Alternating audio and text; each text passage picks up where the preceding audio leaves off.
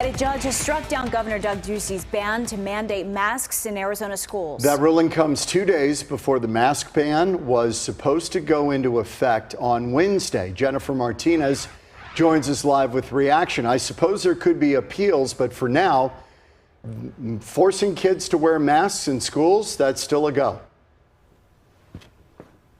Well, it depends on who you talk to, whether you're saying that you're being forced to wear the mask. There's some parents that say they want their kids to wear a mask, and then there's others that say, hey, I want a choice. So that's been the great debate among parents here in the Valley and throughout the state. But today, a judge said that that law is unconstitutional.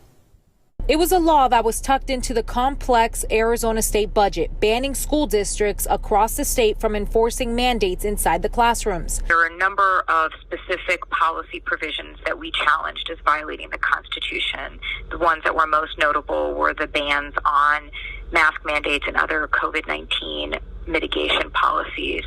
And the court held that those were unconstitutional and declared that they be removed from the laws that go into effect on Wednesday. This means that cities and counties across the state can enforce policies that make the most sense for their students, not including private schools. The lawsuit by educators and others said that many students across the state would get sick with COVID-19 if this law went into effect. Despite the law, schools across the state still enacted mask mandates at 29 public schools. Parents split with the decision. As a parent, of course, I disagree with it. I think that I pay a lot of tax dollar money to go to the schools, and I should have say. I kind of had a feeling that this ruling was going to come down. I mean, this has been a law in Arizona for a long time, and unfortunately, the Republicans in the legislature and Doug Ducey decided to ignore that law, push this anti-mask mandate through,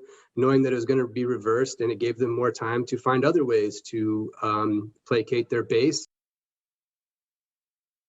And in a statement, Superintendent Kathy Hoffman says while some will likely want to challenge today's ruling, our school communities are tired of being political pawns in dangerous attempts to subvert democracy and ignore science. And the governor's office says that further action will be taken to challenge this ruling.